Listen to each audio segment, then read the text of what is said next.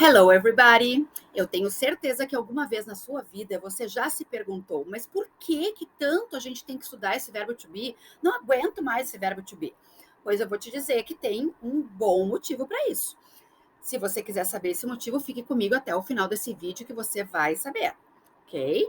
Então, olha só. A gente aprende, a gente tem contato com esse verbo to be desde o início dos nossos estudos até lá o final do ensino médio.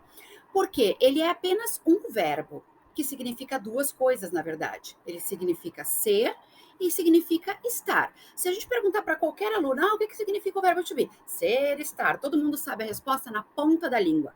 Mas a gente não para pensar o que é esse ser, o que é esse estar. Eu posso falar muitas coisas com isso. Tá? Então, assim, diferente de outros verbos que eu posso estudar, por exemplo, o verbo estudar, o verbo comer, o verbo dormir. Digamos assim, eu durmo todos os dias às 10 da noite. Eu dormi ontem demais, amanhã eu não vou dormir tanto assim. Usei um exemplo do verbo dormir no passado, no presente, no futuro.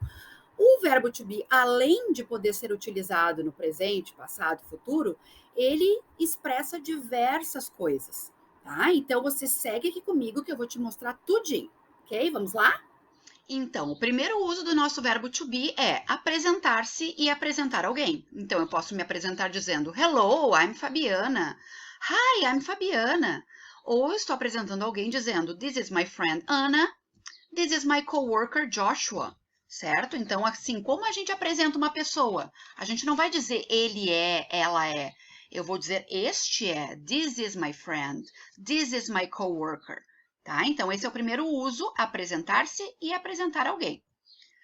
Depois, eu posso expressar a minha profissão utilizando o verbo to be. Eu vou dizer, I am a teacher, né? Eu sou uma professora. My sister is an artist. A minha irmã é uma artista. Então, de novo, estou usando o verbo to be aqui para profissões. Posso falar a minha localização. I am at home. Né? Eu estou em casa. They are in Porto Alegre. Eles estão em Porto Alegre. Né? Nós estamos no Brasil, nós não estamos na Europa. Estou falando a localização das pessoas, das coisas. Eu posso dizer que o livro está na prateleira, o lençol está no armário. Então, eu estou falando da localização de coisas e pessoas. Eu posso dizer como eu me sinto utilizando o verbo to be. Eu estou dizendo ali, então, I am very tired today. Eu estou muito cansada hoje. Ou, my mother is happy. Minha mãe está feliz.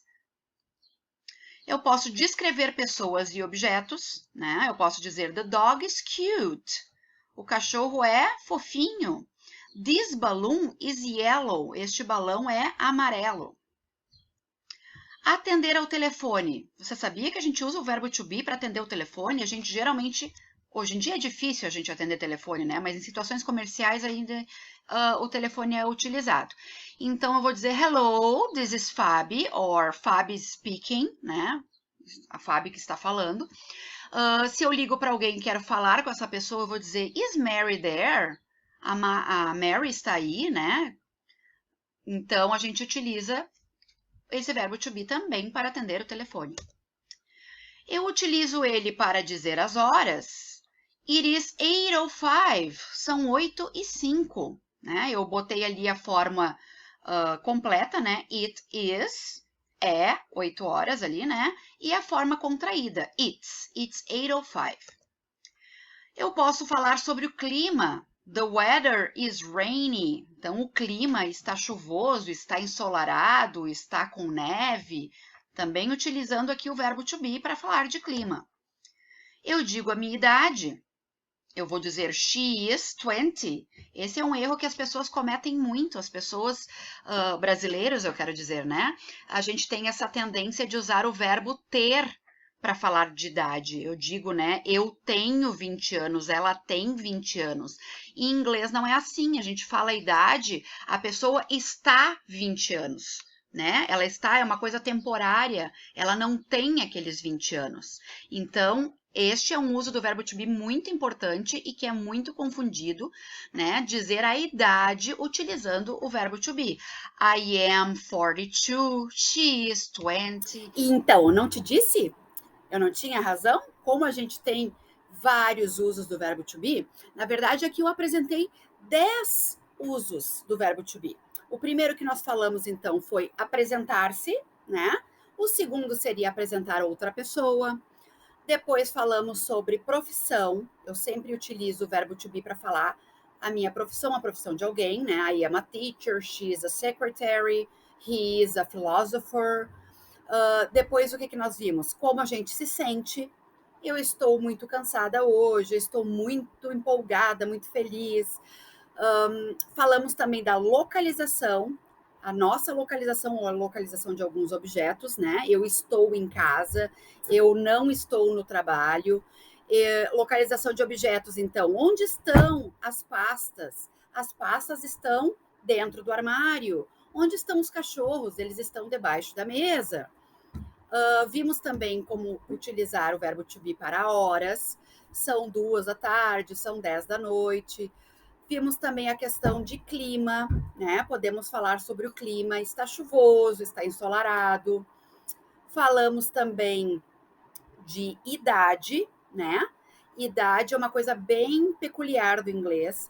A gente, brasileiros, no caso, né, nós temos bastante dificuldade nisso, porque a gente utiliza o verbo ter para falar de idade. A gente fala I have, né? Eu tenho, no caso. Mas em inglês a gente não usa o verbo have, a gente usa o verbo to be, o verbo ser, o verbo estar. Eu estou tantos anos de idade. É como se a idade fosse algo passageiro. A nós não nos pertence aquela idade. Nós estamos aquela idade naquele momento, tá?